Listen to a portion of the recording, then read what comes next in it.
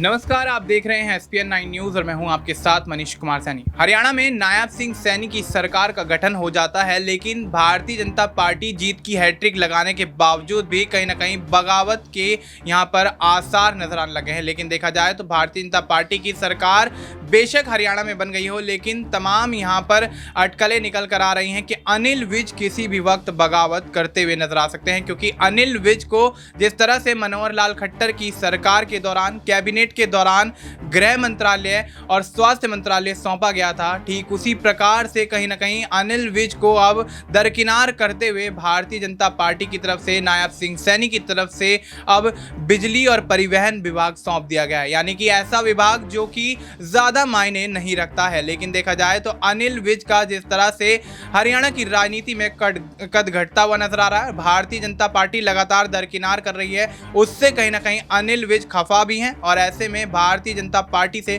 किसी भी वक्त किनारा करते हुए नजर आ सकते हैं। तमाम मुद्दे हैं, तमाम मुद्दों पर चर्चा के लिए हमारे साथ हमारे वरिष्ठ सहयोगी अमन सर मौजूद हैं। सर, बहुत बहुत स्वागत है आपका।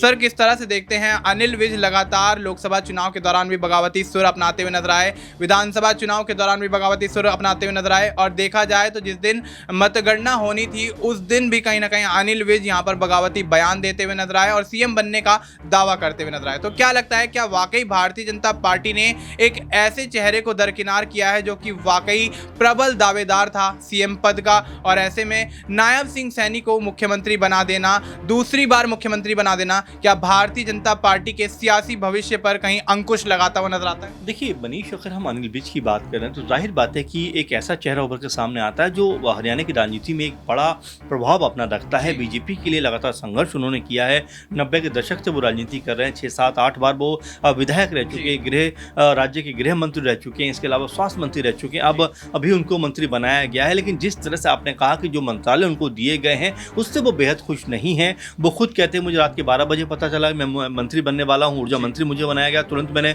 अपने बिजली का बिल भरा। तो यानी कि वो तंज कसते हुए नजर आते हैं जिस तरह का उनको मंत्रालय दिया गया है। और अभी भी जिस कॉन्स्टेबल की वजह से हरियाणा और राजस्थान के बीच में जो एक तरीके से कह सकते हैं कि कहा सुनी हुई है, कई बसों का चालान कर दिया गया है, उसमें भी उन्होंने ये बात कही है कि अगर मैं गृह मंत्री होता तो मैं एक्शन लेता हुआ नजर आते हैं। कि अभी भी उनके मन में टीस है कि अगर वो किसी बड़े ओहदे पर होते तो कोई ना कोई बड़ा काम यहाँ पर हरियाणा के अंदर कर रहे होते। आपको याद भी होगा कि जब उन्होंने कहा भी था कि अगर वो मुख्यमंत्री होते तो राजस्थान की सूरत कुछ और बदली हुई, हरियाणा की सूरत कुछ और बदली हुई नजर आती। तो ये जो बयान निकल कर सामने आते हैं ये बताते हैं कि भाई जो अनिल विज है उनके अंदर कहीं ना कहीं अभी भी वो टीस है, अभी वो दर्द है कि जिस कद के वो नेता है, जिस लेवल के वो नेता है, उनको मुख्यमंत्री बनना चाहिए था। अपनी ख्वाहिश भी उन्होंने जाहिर की, कई बार दिल्ली भी आकर बात की, जेपी नड्डा से मिले और तमाम लोगों से मिले, लेकिन जब मुख्यमंत्री बनने की बारी आई तो नायब सिंह सैनी के नाम पर मोहर लग गई। हालांकि बगावत तो नहीं की उन्होंने, लेकिन जिस तरह से उनका रुख नजर आता है, जिस तरह से उनके बयान नजर आते हैं, वो ये बताते हैं। क्योंकि अब गृह मंत्री की उन्होंने जो बात कही है,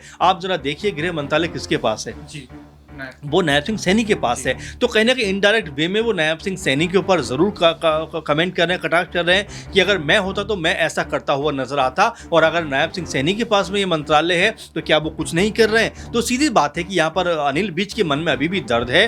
जाहिर बात है होगा भी, क्योंकि 7-8 बार के MLA हैं, 7-8 बार के उनको लोगों ने चुन के विधानसभा में भेजा है, एक बड़े कद रखते हैं अपना राजनीति में हरियाणा के। ऐसे में अगर उनको दरकिनार किया जाएगा मनीष, तो ये मानकर चला जाएगा कि भाई पार्टी उनको आगे बढ़ता हुआ नहीं देखना चाहती, पार्टी उनके रोबीले अंदाज से उतना खुश नहीं है। और देखिए हर बार उनका मुखर रूप निकल कर सामने आता। आप देखिए जब नायब सिंह सैनी को मुख्यमंत्री बनाया गया तो उस बैठक में मौजूद थे, लेकिन जब नाम नायब सिंह सैनी का निकल के सामने आता है, अनिल विज उठते हैं और उठ के चले जाते हैं। तो ये उनका शुरुआत से रहा है कि जिस तरह से वो राजनीति करना चाहते हैं उसी तरह से वो राजनीति करते हैं। अब जो बयान उन्होंने दिया है वो भी ये बताता है कि उनके मन में अभी भले ही उन्होंने मैनेज कर लिया चीजों के साथ में, लेकिन टीस अभी भी कायम है। जी बिल्कुल। तो अब देखा जाए तो अनिल विज ने फिलहाल तो यहाँ पर कहीं ना कहीं अपने आप को संभाल के रखा है, लेकिन देखा जाए तो उनके अंदर अभी भी वो सवाल कहीं ना कहीं उठते हुए नजर आ रहे हैं कि उनको आखिर मुख्यमंत्री क्यों नहीं बनाया गया, और मुख्यमंत्री नहीं बनाया गया तो गृह मंत्री आखिर क्यों नहीं बनाया गया, गृह मंत्रालय उनको क्यों नहीं सौंपा गया। तो स्थिति साफ है कि नायब सिंह सैनी पर इनडायरेक्टली ही सही लेकिन तंज कसते हुए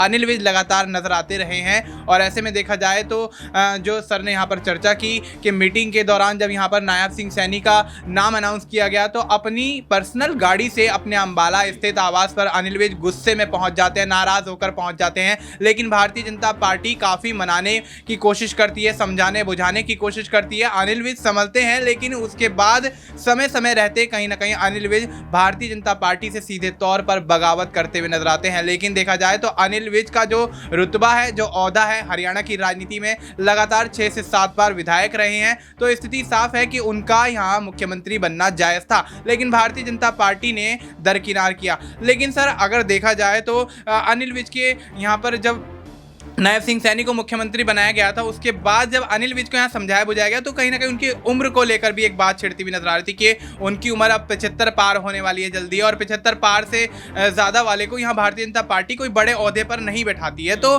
क्या लगता है, क्या उनकी उम्र आड़े आई है, या फिर जिस तरह से वो मुखर होकर बोलते हुए नजर आते हैं तमाम चीज़ों को लेकर, कहीं ना कहीं पार्टी के लिए कभी कभी यहाँ पर हानिकारक हो जाता है? तो क्या वो वजह रही है कि अनिल विज को यहाँ मुख्यमंत्री का चेहरा नहीं बनाया गया? देखिए, बिल्कुल उम्र की बात आपने की, और जाहिर बात है बीजेपी ने खुद 75 की एज बना रखी है, लेकिन कई नेता ऐसे हैं जो 75 के आसपास नजर आते हैं।